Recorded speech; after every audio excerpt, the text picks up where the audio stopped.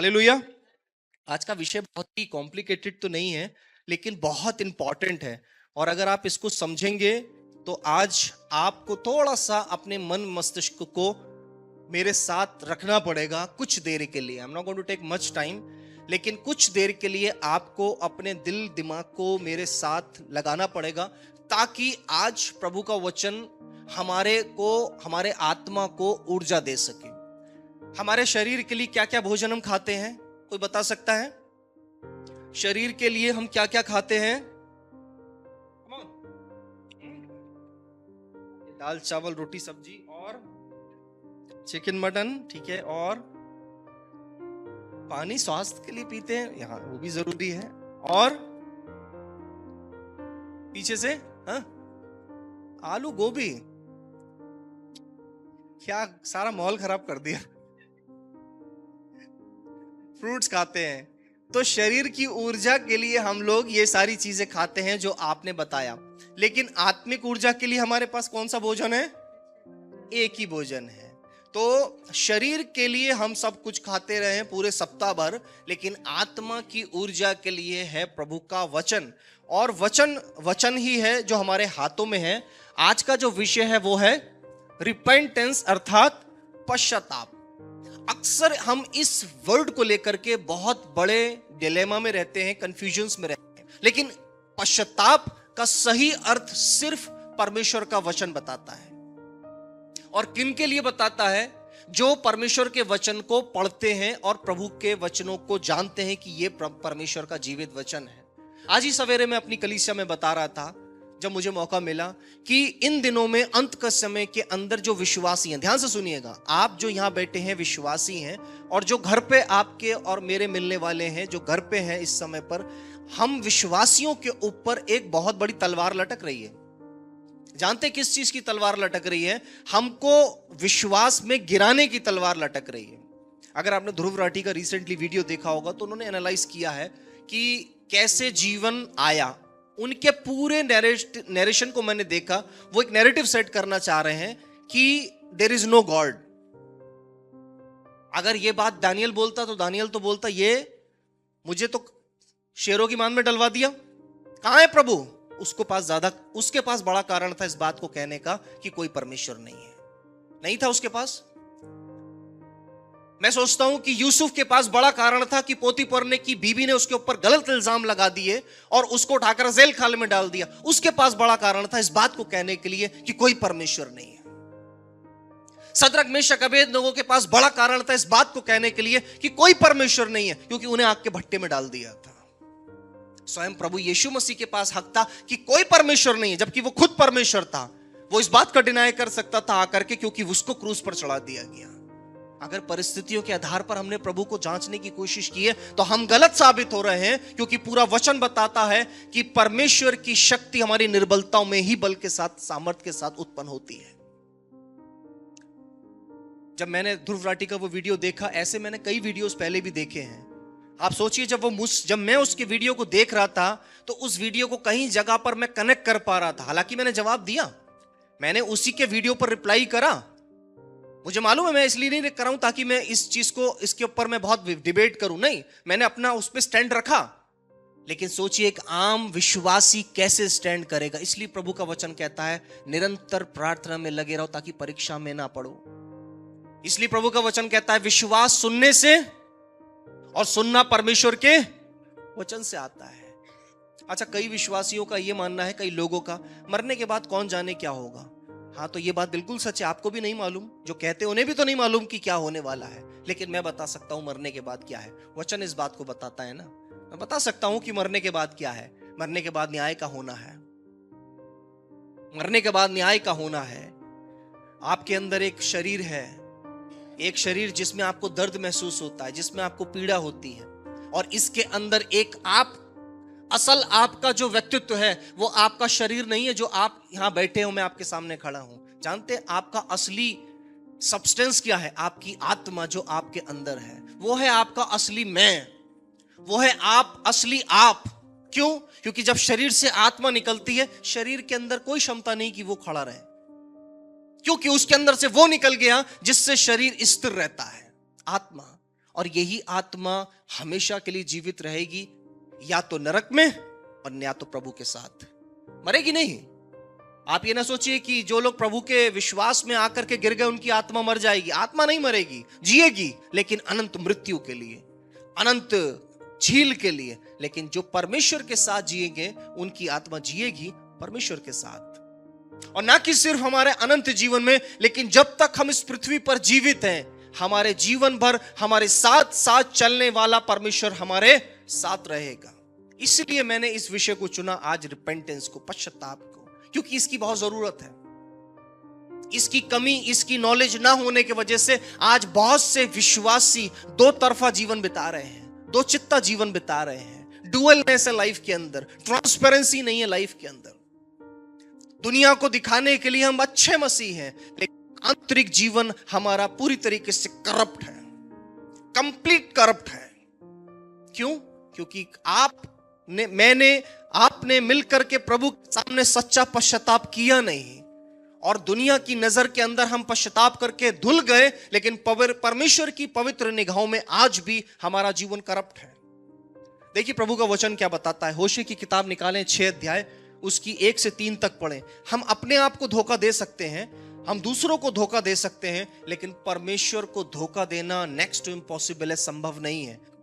यहां पर परमेश्वर होशे के द्वारा, जो कि एक छोटे नबी के नजरिए से देखा जाता है, क्योंकि इसकी किताब में छोटी है, मतलब इसकी किताब, इस नबी को परमेश्वर का दास वचन देता है। और यहां पर आपने 3 आयत अभी भाई ने पढ़ी, और इन तीनों आयतों में एक, जानते हैं आपको क्या नजर आया इसमें?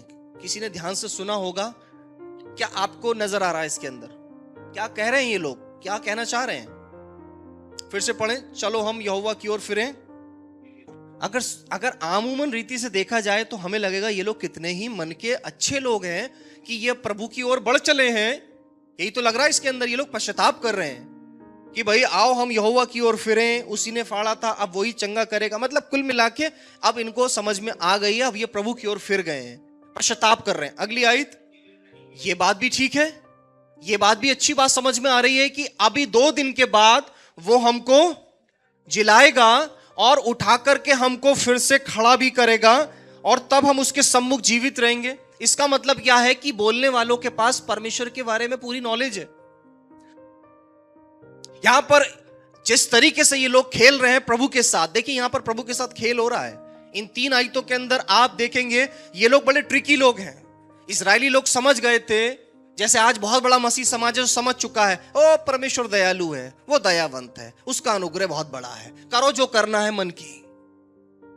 आपको मेरे को मालूम नहीं कि जब संकट का समय हम पर आएगा तो हमारे साथ क्या हो सकता है। हमको लगता भी अरे सब देख लिया जाएगा, लेकिन ना जाने कैसा संकट किस नजरिए से हमारे ऊपर आ जाए, ये तो प्रभु जानता है। जब तक परमेश्वर का अनुग्रह है, हमें नहीं मालूम उस अनुग्रह की बाउंड्री कितनी बड़ी रखी है उसने, कितनी देर तक वो हम पर अनुग्रह करेगा। और यहां पर दूसरी आयत में वो यही बोल रहा है। वहां के लोग 2 दिन के बाद, देखिए कितने कैजुअली बोल रहे हैं। उन्हें मालूम चल गया था ना कि प्रभु तो माफ कर देता है, तो लिखा है यहां पर, अरे वो 2 दिन के बाद हमको फिर से जिलाएगा और तीसरे दिन वे हमको उठा करके खड़ा करेगा और तब हम उसके सामने हमेशा जीवित रहेंगे। कहने का मतलब यहां पर यह है कि ठीक है अभी मार दिया, ठीक है अभी ताड़ना कर दी, देखो अभी 2 दिन के बाद प्रभु कैसे हमको दोबारा ठीक करता है। यही तो आज हम मसीहों का बड़ा घमंड है। इसी घमंड में तो आज मसीह लोग जी रहे हैं। अरे अभी गिरा दिया, अब देखिए भाई साहब, अब कुछ दिन के बाद परमेश्वर हमारे आगे आगे ना दौड़े, देखिए कैसे वो हमारे आगे आगे चलेगा और हमारी अगुवाई करेगा, हमारे सारी कमियों को पूरा करेगा। अरे करेगा कैसा नहीं, बाप दादों से ईसाई हैं। ये ऐसी मैं सुनता हूं अपने कानों से, इसलिए बोल रहा हूं इस बात को। बाप दादों से ईसाई हैं। जैसे ईसाई घर में पैदा होने कर हमने प्रभु पे एहसान कर दिया, और अब प्रभु ने हमारे लिए ग्रांट कर दिया, भाई इन्हें कोई दिक्कत मत करना, ये प्रधानमंत्री के बच्चे हैं। मेरे प्रियो, परमेश्वर के साथ, परमेश्वर की निकटता में हमको भय खाना आवश्यक है।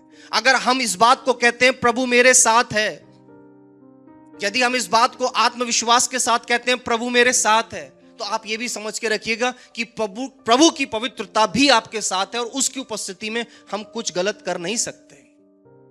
Listen very carefully. इनको मालूम था कि परमेश्वर का प्रकट होना डेफिनेट है, इनको कैसे पता लगा? क्योंकि इन्होंने अपने पूर्वजों को देखा था कि जब जब उन्होंने संकट देखे तो परमेश्वर वहां पर डेफिनेट था। यद्यपि इनके पूर्वजों को प्रभु ने कई बार ताड़ना दी, लेकिन ताड़ना के बाद प्रभु ने माफ किया और प्रभु वहां तो इन लोगों को आदत पड़ चुकी थी। इनको आदत पड़ चुकी थी कि परमेश्वर तो बचा लेता है, एक बार ताड़ना देगा लेकिन फिर बचा लेगा। और आज का जो मसीह विश्वासी है वो इसी मुगालते में अपने जीवन के अंदर उस मार्ग पे चलता है कि प्रभु तो बचा लेगा, प्रभु तो दया का सागर है, करते रहो, प्रभु तो बचा ही लेगा। तीसरी आयत के अंदर क्या लिखा है? आओ हम ज्ञान ढूंढें वरन परमेश्वर का ज्ञान प्राप्त करने के लिए यत्न भी करें। क्यों कह रहे हैं वो ऐसा? क्योंकि उन्हें मालूम था, आश्वस्त थे, एश्योर थे कि प्रभु आएगा, हमें बचाएगा। चाहे आंधी आए, चाहे पानी आए, चाहे रात में कोहरा कितना कटे, लेकिन ऐसा कोई रात हुई है जिसका सुबह ना हुई हो? आप लोग जब रात में सोते तो आप ये कहते हैं ना, अलार्म लगा दो सुबह का, सुबह ड्यूटी जाना भी, और वी आर वेरी श्योर कि सुबह तो होनी है। कभी आपने इसलिए अलार्म नहीं लगाया कि शायद सुबह होगी नहीं होगी, देख लेंगे, ऐसा कोई है यहाँ पर? या आपने अपना टिकट इसलिए नहीं कंफर्म कराया कि बोले अरे सुबह का पता थोड़ी ना कि होगी, हो सकता है 2 दिन तक रात ही चलती रहे। हमें सबको मालूम है कि अगर सो रहे हैं तो आंख सुबह जरूर खुलेगी और वो भोर हो चुकी होगी। तो जैसे भोर का आना श्योर्ड है, भोर का आना निश्चित है, वैसे यहां पर ये कह रहे हैं इस बात को, वरन यहोवा का ज्ञान प्राप्त करने के लिए यत्न करो, क्योंकि यहोवा का प्रकट होना भोर का सा निश्चित है। वह वर्षा के समान हमारे ऊपर आएगा, वरन बरसात के अंत की वर्षा के समान, जिससे भूमि सींची जाती है। Look at the repentance they are doing, look at the repentance they are doing. जरा इनकी रिपेंटेंस को ध्यान से समझिए। देखने में लग रहा है ये पश्चाताप कर रहे हैं, देखने में लग रहा है कि इनके वर्ड्स के अंदर पश्चाताप है, लेकिन असल में आपको मालूम है ये पश्चाताप नहीं है, ये प्रभु के साथ स्वार्थ का पश्चाताप है। क्योंकि इनको प्रभु से भली चीजें चाहिए, इन्हें जीवन चाहिए। हमारा पश्चाताप कभी भी स्वार्थपूर्ण पश्चाताप नहीं हो सकता। अगर हमारे पश्चाताप में कहीं पर भी हमारा अपना स्वार्थ छुपा है, वो परमेश्वर की दृष्टि में पश्चाताप नहीं है।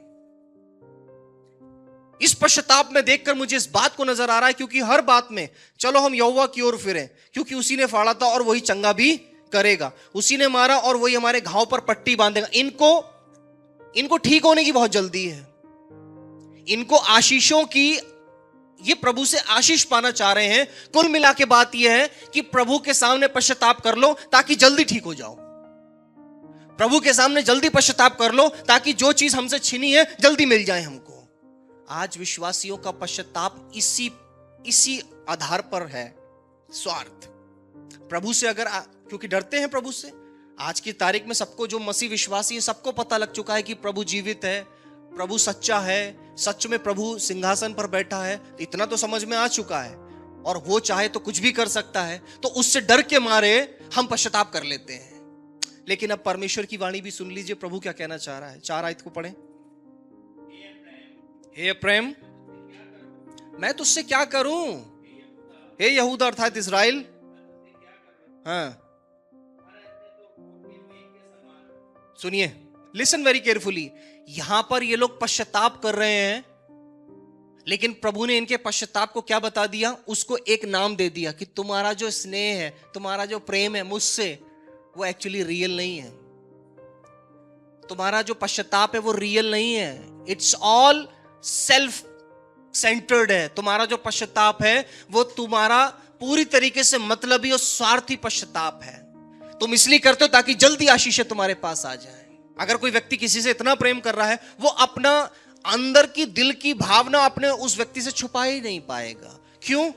क्योंकि वो उससे प्रेम करता है, वो चाहता है मैं इसके साथ और ट्रांसपेरेंट हो जाऊं, और ट्रांसपेरेंट हो जाऊं। जिससे हम सच्चा, आप अपनी मम्मी से, पापा से, भाई से, बहन से, पति से, पत्नी से, बच्चों से, जिससे हम सच्चा प्रेम करते हैं, उससे हम चाह करके भी बहुत कुछ रख नहीं पाते। लगता है यार ये भी दे दो, इसके लिए ये भी कर दो। क्यों? देयर इज अ जेन्युइननेस, आपके अंदर वो जेन्युइननेस है।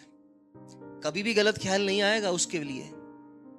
ऐसा कभी नहीं लगेगा कुछ छुपा के इससे रख लो, चालाकी का ख्याल नहीं आएगा, शातिरता के ख्याल नहीं आएगा। उसको लगेगा काश मेरे पास और होता तो ये भी इसको दे दिया जाता। प्रभु से प्रेम करने के लिए आपको प्रभु के साथ जेन्युइन होने की जरूरत है। प्रभु है, उससे तो हमारा कोई सीक्रेट छिपता ही नहीं है। लेकिन फिर भी प्रभु कह रहा है जब तू अपने मुंह से आकर अकाउंट क्लियर करेगा वो होगा सच्चा पश्चाताप। और जैसे ही रिपेंटेंस आती है, अगला मूवमेंट आपके जीवन के अंदर जो आता है अंगीकार। और अंगीकार जब आपके जीवन में आता है, पश्चाताप होता है, अंगीकार होता है, परमेश्वर की आत्मा स्थान लेती है हमारे घरों के अंदर। परमेश्वर की पवित्र आत्मा हमारे दिलों के अंदर लेती है जगह। मैं बहुत से लोगों के लिए प्रार्थना कर रहा हूं। आपको मैं सच असलियत अगर बताऊं तो मैं बहुत से लोगों के लिए प्रार्थना करता हूं, बहुत लोगों के लिए। ना जाने कितने मेरे पास प्रार्थना के रिक्वेस्ट आते हैं, लेकिन आपको मालूम मेरी प्रार्थना कब जब तक असर नहीं करेंगी जब तक उस व्यक्ति के साथ पवित्र आत्मा का वास ना हो। अगर वो व्यक्ति के साथ दुष्ट आत्माएं हैं और उसके पुराने जितने भी उसके पुराने पाप रहे जो उसने जवानी के आलम से अब तक किए, सबका स्टॉक है उसके पास, अब उसने करने छोड़ दिए, इसका मतलब ये थोड़ी ना स्टॉक क्लियर हो गया, राइट? ये आपको मैं बताना चाहता हूं, आप एक समय ऐसा आता है जब आप उस पाप से उम्र के हिसाब से वो पाप करना नहीं चाहते हैं, लेकिन इसका मतलब ये नहीं कि सारा स्टॉक क्लियर हो गया। स्टॉक क्लियर तो इससे होता है, सच्चे पश्चाताप से। और जब तक आपके और मेरे अंदर वो पुराने पापों का स्टॉक है, तब तक हम अंधकार की शक्तियों को अट्रैक्ट कर रहे हैं अपनी तरफ, इविल स्पिरिट्स को अट्रैक्ट कर रहे हैं अपनी तरफ। क्योंकि पुराने पाप क्या थे? दूषित विचार, गंदी आत्मा, व्यभिचार की आत्मा, पियक्कड़पन की आत्मा, पर स्त्री गमन की आत्मा, ना जाने क्या क्या हमारे अंदर था। अब हमने करना छोड़ दिया, इसका मतलब ये तो बिल्कुल नहीं है कि हमारे सारा स्टॉक क्लियर हो गया ना। हमको पश्चाताप करके प्रभु के सामने अपने सारे हिसाब को क्लियर करना है। और वचन में लिखा है, यदि तुम अपने पापों को मान लो और उन्हें छोड़ भी दो तो परमेश्वर तुम्हारे सारे पापों को, अपराधों को माफ करने में और उन्हें साफ करने में विश्वास योग्य और धर्मी है। परमेश्वर का वचन कह रहा है, मैं ऑफरिंग से, टाइथ से, मिनिस्ट्री से, फलाने से, hallelujah, praise Lord, worship leading, ये और वो, इससे खुश नहीं होता हूं। हम वचन में क्या लिखा है कि मुझे बलिदान नहीं चाहिए। अगर हम प्रभु के सामने भेंटे लाते हैं, इट्स ऑल बिकॉज कि वो हमारे साथ दोबारा 30, 60 और 100 गुना आशीषित करने जा रहा है, राइट? मैं गलत तो नहीं बोल रहा हूं? अगर आप प्रभु के लिए दान देते हैं, वो दान आशीषें बनकर आपके हाथों में वापस आ जाता है। You know that?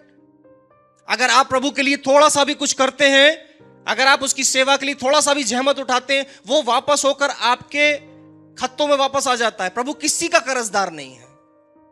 आपका लेकर के प्रभु कभी अपने पास नहीं रखेगा, आपको 1000 गुना लौटाने वाला प्रभु है।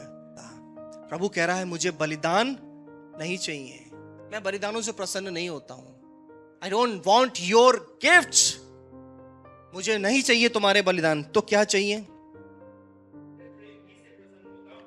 लेकिन मैं प्रेम से, स्थिर प्रेम से। हमारा प्रेम प्रभु के साथ, it's all based on circumstances. हमारा प्रेम जो प्रभु से होता है वो बहुत ही नेगोशिएटेबल होता है। We negotiate with God. हमको लगता है आशीष आएगी, then we will release little love towards God. आशीष नहीं आएगी तो जो है वो भी खींच लेंगे, अरे क्या बुड़बुड़ाहट। लेकिन प्रभु कह रहा है कि मुझे स्थिर प्रेम से आनंद होता है। इसका मतलब यह है, अगर आपका प्रेम प्रभु के लिए, प्रभु की दृष्टि में स्थिर है, वो चीज है जो प्रभु एक्सेप्ट करता है और प्रभु चाहता है मेरे और आपके जीवन से।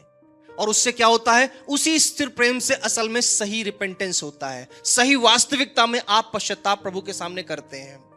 यहां पे वचन में साफ लिखा हुआ है, और आगे पढ़े क्या लिखा है? हाँ, होम बलियों से ज्यादा मैं ये चाहता हूं कि लोग परमेश्वर का ज्ञान रखें। Do you have the knowledge of God? क्या हमारे पास परमेश्वर की नॉलेज है? क्या जानते हैं हम प्रभु के बारे में? सिर्फ इतना जानते हैं कि प्रभु मार सकता है, सिर्फ इतना जानते हैं कि वो आशीष दे सकता है? नहीं, ये तो प्रभु सबके साथ कर रहा है। इस दुनिया के अंदर हर व्यक्ति जो आप देखते हैं, इस पृथ्वी पर जितने लोग हैं, सबको प्रभु ने आशीषित किया है। प्रभु सबको करता है। प्रभु विश्वास, सबके ऊपर प्रभु अनुग्रह करने वाला प्रभु है। लेकिन हम जो मसीह विश्वासी लोग हैं, हमारे कर्तव्य हम समझ चुके हैं। हम जानते हैं कि सिर्फ इस पृथ्वी पर खाना और खा करके मर जाना हमारा भाग नहीं है। लेकिन प्रभु के लोग, हम जो विश्वासी हैं, हम हैं अनंत जीवन के वारिस। इसलिए परमेश्वर चाहता है कि हम परमेश्वर के साथ स्थिर प्रेम रखें और परमेश्वर का ज्ञान हासिल करें। इससे प्रभु प्रसन्न होता है, इससे प्रभु प्रसन्न होता है, प्रभु की आत्मा प्रसन्न होती है और हमको सच्चे पश्चाताप की ओर लेकर चलता है। अक्सर हमारा पश्चाताप मन का नहीं होता, अधूरा होता है, जुबानी होता है। हम रोज पश्चाताप करते हैं, लेकिन हम डर के मारे करते हैं, हम डर के करते हैं कहीं ऐसा ना हो जाए। लेकिन आज से अपने मन से सारे डर को निकाल दीजिए। आपको प्रभु ने आज तक आपने पश्चाताप नहीं करा, आज भी तो आज तक हम सलामत हैं। तो प्रभु आपको ऐसे तो मारने जा नहीं रहा है। वो ऐसा तो प्रभु नहीं है कि तूने ऐसा किया, ले तलवार भोंक दी, मर गया। ऐसा प्रभु नहीं है वो। अगर उसने लाइफ का साइकिल इस पृथ्वी पर रखा है तो ये लाइफ चलती रहेगी। पॉइंट नोट कीजिएगा, जब तक ये पृथ्वी है तब तक इस पृथ्वी पर लाइफ का साइकिल चलता रहेगा। ऐसा हो नहीं सकता कि इस पृथ्वी पर लाइफ का साइकिल खत्म हो जाए। कुछ लोग कहते हैं मुझसे आकर, पादी साहब अगर परमेश्वर इतना पवित्र है तो पृथ्वी पर इतना पाप हो रहा है तो पापियों को एक बार में मार क्यों नहीं दे रहा है? ये व्यभिचारी, ये बलात्कारी, ये गुंडे मवाली, ये सब ऐसे घूम रहे हैं, इनको मार दे। मैं उनसे एक ही चीज बोलता हूं, अगर प्रभु इन सबको मारने लग गया तो पृथ्वी पर गिने चुने 1000-1200 लोग रह जाएंगे, बस इतने ही रह जाएंगे। क्योंकि हम जितने यहां पर बैठे हैं, अगर प्रभु हमसे हमारे पाप को देखकर बदला लेने लगे तो शायद अगले पल ही प्रभु हमें खत्म करना पड़ेगा प्रभु को। राइट? मैं सही कह रहा हूं? क्या हम इतने धार्मिक हैं कि प्रभु हमें छोड़ दे? लेकिन प्रभु जब तक ये पृथ्वी, तब तक प्रभु साइकिल को, लाइफ के साइकिल को रखेगा, इस पे उत्पादन को रखेगा। प्रभु उत्पादन खत्म नहीं करेगा, उत्पादन चलता रहेगा, बच्चे पैदा होते रहेंगे, उत्पादन चलता रहेगा। लेकिन इसी उत्पादन के चलते चलते एक दिन आएगा जब प्रभु यीशु मसीह आ जाएगा। इसी उत्पादन के चलते हुए प्रभु यीशु मसीह आ जाएगा और उनको लेके जाएगा जिन्होंने परमेश्वर के सामने पश्चाताप करके प्रभु के साथ अपना अकाउंट क्लियर कर लिया। और अकाउंट क्यों क्लियर किया? क्या जरूरत पड़ी? क्योंकि उसने प्रभु से प्रेम कर लिया था। क्योंकि उसने प्रभु से प्रेम कर लिया था। मैंने भी अपने जीवन में कई लोगों से बेहद प्रेम किया है। नॉट ओनली माय वाइफ, सिर्फ वाइफ की बात नहीं कर रहा हूं मैं। वाइफ के साथ तो प्रेम सब करते ही करते हैं, और नहीं करते हैं तब वाइफ करवा लेती हैं। बोले करोगे कैसे नहीं? तो ये तो चलता रहता है। लेकिन मैंने अपने जीवन के अंदर ट्रूली कई लोगों से प्रेम किया है। मैन ऑफ गॉड कर परमेश्वर के लोगों से प्रेम किया है, जिनसे आज भी मैं, वो दुनिया में नहीं है, मैं उन्हें याद करता हूं। बहुत से लोगों से मैंने प्रेम किया है, माता पिता से प्रेम किया है, प्रभु के लोगों से प्रेम किया है, परिवार के बहुत लोगों से प्रेम किया। लेकिन एक चीज सब में मैं कॉमन देखता हूं, जिससे मैंने प्रेम किया उससे मुझे कुछ छुपाने का मन नहीं करता है, उससे कुछ रखने का मन नहीं करता है कि कुछ दबा के रखूं। सब मन करता है इसको यार, सब इसके सामने क्लियर रहना है, इसके सामने क्लियर रहना है। मैं वाइफ से भी आपने कई दफा ऐसा होता है कि कुछ चीजें इसको बताने का मेरा लगता है कि नहीं अभी नहीं बताऊंगा, लेकिन मेरे इसको मैं बहुत दिन तक बताए बिना रह नहीं पाता हूं, तो समय के हिसाब से मैं इसको बता देता हूं। अब ऐसा नहीं कि किसी की सीक्रेट्स मुझे मालूम है तो मैंने बता दी। अगर ऐसा कोई व्यक्ति मेरी लाइफ में है जिसने बोला है कि पास्टर ये आप तक सीक्रेट है, वो नहीं जाएगी इसके पास, डेफिनेटली नहीं जाएगी। लेकिन अगर कोई बात मेरे से संबंधित है, मैं इसके लिए कुछ खरीद के लाया हूं या मुझे इसके लिए कुछ खरीदना है, तो मुझे कुछ रहेगा कि बता दूं। कुछ मतलब मन करता है अच्छे से अच्छा करो, परिवार के लिए, बच्चों के लिए। क्यों? क्योंकि हम प्रेम करते हैं। जब प्रभु से आप ऐसा प्रेम करने लग जाते हैं तो आपका मन क्या करता है? प्रभु के सामने कोई भी चीज प्रभु छुपी ना रहे। आप पाप करेंगे, आप आज चर्च से जाकर के भी घर पे पाप करेंगे, यू नो दैट। आप रात में जाकर के भी पाप करेंगे, लेकिन उसी बोधता के साथ आप जाकर प्रभु से कहिए, प्रभु हूं तो तेरा ही। क्या आप प्रभु से कह सकते हैं, प्रभु हूं तो तेरा ही, देख मैंने पाप कर दिया, मैं गिर गया, लेकिन मैं तेरे सामने खोलता हूं मैंने ये पाप किया। इसको कहते हैं सच्चा पश्चाताप। क्योंकि आप प्रेम में उसके इतने डूबे हुए हैं कि आप गलती करते हैं फिर भी उसी के दरवाजे जाके पड़ जाते हैं, हूं तेरा ही। प्रभु आपको क्षमा करने में विश्वास योग्य और धर्मी है। और जानते हैं उसकी क्षमा के बाद क्या आता है? जब वो क्षमा करता है तो उसके बाद आपके दिल में असीम शांति को देता है, पवित्र आत्मा को देता है, असीम गहराइयों में आपके अपने प्रेम की सामर्थ को उंडेलता है, और आपका आसपास का माहौल प्रभु की आत्मा की सामर्थ से बदलता जाता है। हमारे घर का माहौल बदलता जाता है, हमारा व्यक्तिगत माहौल, स्वभाव बदलता जाता है। जहां मैं जॉब करता हूं वहां का स्वभाव और माहौल बदलता जाता है। हमारा सब कुछ प्रभु बदल देता है। क्यों? क्योंकि परमेश्वर की आत्मा अब मेरे अंदर रह रही है, क्योंकि अब परमेश्वर की आत्मा ने मेरे अंदर आकर अपना अधिकार लिया है। मेरे प्रियो, प्रभु से प्रेम करें, पश्चाताप करें, प्रभु आपको वैसा देगा। आइए प्रार्थना करें। Thank you Jesus. पवित्र आत्मा, आपके सामने हम आते हैं प्रभु, आपके सामने हम आते हैं प्रभु। प्रभु जितने भी श्रोता इस समय टेलीविजन से देख रहे हैं, जितने भी लोग इस समय कलीसिया में इस वचन को सुन रहे हैं प्रभु जी, कहीं ऐसा ना हो प्रभु जी हमारी स्वयं की धार्मिकता जो हमको लगता है धार्मिकता, उसके नीचे पाप दबे पड़े हैं, छुपे पड़े हैं, वो गंध सड़ रहा है और हम ऊपर से ऊपर तह पे तह लगाए जा रहे हैं धार्मिकता के अच्छे अच्छे कामों की, और हमको लगता है वो नीचे सब कुछ ठीक है, लेकिन हमारी बुनियाद सड़ रही है। प्रभु हम में से प्रत्येक को प्रभु अपनी बुनियादों में काम करने की, पुराने पापों को साफ करने के लिए तेरे लहू को मांगने की, पश्चाताप करने की ताकत और सामर्थ्य देता, ताकि आज जितने लोगों ने भी प्रभु ये वचन सुना है प्रभु, तू उन सब से कह रहा है कि मैं सिद्ध प्रेम और स्थिर प्रेम को चाहता हूं, और स्थिर प्रेम के द्वारा हम पश्चाताप करना चाहते हैं प्रभु तेरे सामने, एक बार फिर पश्चाताप करना चाहते हैं प्रभु, सारे पापों से हमें मुक्त कर, शुद्ध कर प्रभु जी। हम मानते हैं कि हमने तेरी पवित्र आत्मा के विरोध में पाप किया है, हम मानते हैं कि तेरी उपस्थिति में होकर के भी हमने पाप किया है प्रभु, हमने अनजाने में पाप कर दिया, जवानी में पाप कर दिया, जवानी के विलासाओं में पाप कर दिया, लेकिन अब छोड़ना चाहते हैं प्रभु। अब हम तेरे अनुग्रह से अपने को बांधना और सारे बंधनों से आजाद होना चाहते हैं प्रभु, ताकि वो सारी रुकी हुई आशीषें जो प्रभु हम तक हमारे लिए रुकी हुई है प्रभु, वो सारी आशीषें हमारे जीवन में प्रभाव हो सके पिता। प्रभु दया कर पूरी कलीसिया पर, और प्रभु जी शुभ संदेश के जितने भी दर्शक हैं उन सब पर पवित्र आत्मा आपकी अभिषेक मांगते हैं प्रभु, और प्रभु पश्चाताप का हृदय मांगते हैं प्रभु जी। सबको प्रभु जी, आज जो नवजीवन में बैठे हैं, जो नवजीवन में आज नहीं आ पाए प्रभु, सबको प्रभु तेरी आत्मा इस बात के लिए अग्रसर करे कि मुझे पश्चाताप करना है, ताकि प्रभु पश्चाताप के बाद उनकी एक नई जिंदगी, पश्चाताप के बाद उनका एक नया ट्रांसफॉर्मेशन, एक नया फॉर्मेशन शुरू हो सके प्रभु। दया कर प्रभु, अद्भुत युक्ति करने वाले प्रभु तेरा धन्यवाद। आपके बेटे प्रभु यीशु मसीह के मीठे और पवित्र नाम से मांगते हैं प्रभु, आमीन।